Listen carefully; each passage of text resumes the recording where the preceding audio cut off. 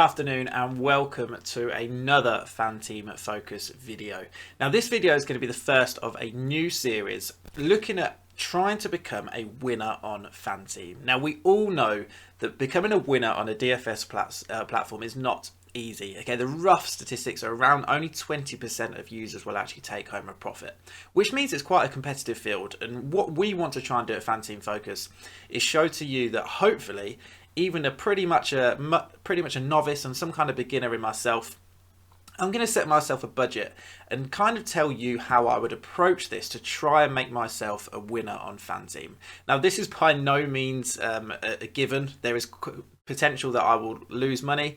We're going to start with £200, which is something that we are absolutely happy to lose. If we lose the whole thing, that is absolutely fine. So make sure that you choose a budget that you are comfortable with of losing the whole thing potentially. Okay, only bet what you can afford to lose. So we are happy to lose the whole £200 if it goes, but we are hoping that we are going to be able to make this into a success.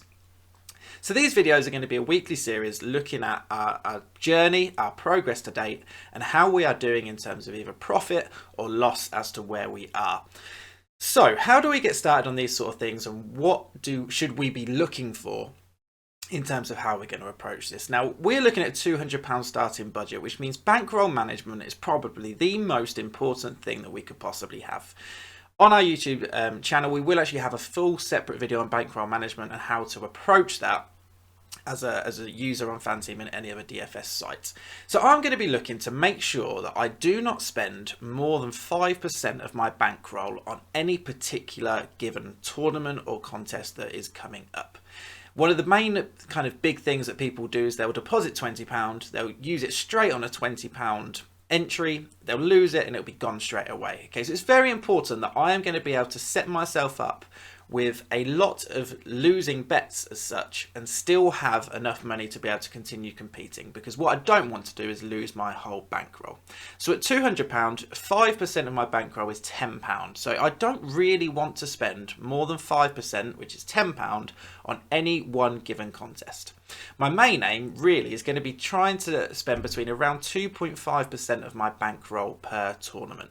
So that's kind of the way that I'm looking at. Kind of the £5 range is what I'm going to look to go with, because then that gives me a lot of chances to lose and still have money there for me.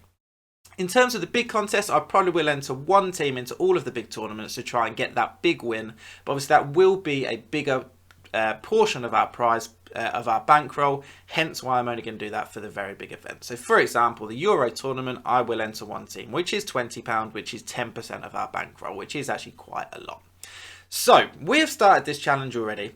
It's not been very successful, but this is the way that we have approached it. So as always, if you want to get signed up to FanTeam, make sure you go over to FanTeam Focus on Twitter and use our link just here for some incredible benefits, including our Refer a Friend offer that is currently running.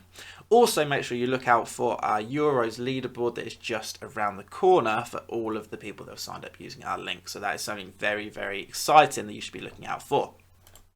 So, as you can see, we are currently, unfortunately, down £14.28. Now, we had a bit of a play on the Euro under-21 quarterfinals last night, and actually we were close to some success, but unfortunately, a few late goals tipped it here and there for us. So, like I said, what we're going to be looking for is showing how a beginner can start to approach this. Okay, I'm not a whale, I'm not a shark, I don't have lineup optimizers or anything like these. I don't have £20,000 to go and enter hundreds of lineups into each. Okay, we are going to try and do this on a small budget and prove that it is possible to be a winning player on a small budget. However, as you can see so far, we have not had a fantastic start. However, so we're going to go on to my overview. Now, my forte, my interest is in football. Okay, so I'm not really going to delve into any of the other kind of sports. Okay, I think that's probably another kind of big error, is that people just go look on it and they go, oh my god, look at all of these different contests. I've got world ice hockey, I've got tennis. Okay, I don't know anything about any of those, so I'm not going to be entering that tournament. So, how have we done so far? We had a look last night and we played 4 different tournaments. We looked at trying to get a Euros ticket. Unfortunately, it wasn't quite successful. And then we put 2 teams, into both of the £1.80 contests. Okay, we are not going to be touching, obviously, the bigger prize pools. And unfortunately, as you can see here, we did fall quite short on most of them. On this Euro Satellite, we finished 99 out of 1017. So that was a great effort. We just missed out, so it was only the top 50. But unfortunately, a late Croatia equaliser screwed us over, and a Germany drawing to Denmark also didn't help us. So unfortunately, picking the wrong captain and picking the wrong team, it didn't quite work for us. We also chose a player matchups because that is something that we actually really enjoy doing. And we also feel like in these, if you are not enjoying what you are doing, there is no point in doing this. And player matchups is one of those that we enjoy. So we clicked on this yesterday. 2 of them are actually cancelled. So Boadu actually scored fantastically because Cutrone unfortunately started on the bench. Bistrovic also started on the bench, but the which left to 1. We had a £5 stake, which was again 2.5% of our bankroll. But unfortunately, Edouard drew with Berisha. Berisha came off in about the 63rd minute, so it was very, very frustrating because if he came off 3 minutes early, we would have won that one. But unfortunately, it wasn't to be. So we haven't had a fantastic start, okay? But what we're going to be doing is we're going to be looking forwards. And we're going to start, entering some more teams and looking to make our way back to that £200 starting budget. So like we said, we unfortunately are not going to get involved in any of these. I don't have the knowledge to do that. And with a small bankroll, it's important that you pick to what you know. So we will be doing a Euro 2020 ticket, and we will be looking to enter that. So like I said, that is a little bit more of our bankroll, but we're going to go with it because it's a big tournament. And then our main sort of port of call for this series is looking at the Euros and how we are going to play each daily slate and how we're going to look to approach this. So before we finish, because this is the last little bit that we're going to show you, we're actually going to show you just our strategy in terms of when we are entering 2 teams, what are we going to look at. So for example, we look at this Monday late double. Now we entered 2 teams. And our thought was Portugal were going to win, but we weren't quite sure if it was going to be to 0. And Germany were going to win, but we weren't quite sure if it was going to be to 0.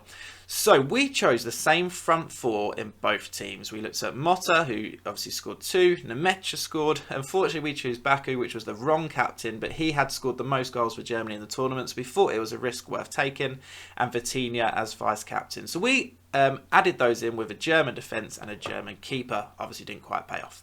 Our other team, as you can see here, was exactly the same front 4, just a different vice captain, and then also with the Portugal keeper and defence. So we felt like that gave us a good cover of 2 different possible scenarios. Unfortunately, in this occasion, they both conceded. They both didn't win in normal time. They both won in extra time, and we obviously got the wrong captain. But we like that way forward because we feel like that gives us a slightly better opportunity to make the most of one of our 2 teams. So that was the first episode in this series. Obviously, we haven't built a lot. Our next episode will be looking at putting in our Euro 2020 tournament team. And then after that, obviously, we're going to start looking at all the daily slates and we'll be building our lineups. I'll be talking through my strategy and maybe changing our strategy depending on the bankroll that we have got left. If you enjoyed this video, please make sure you like and subscribe. And the next one will be out next week. So until then, have a great week. And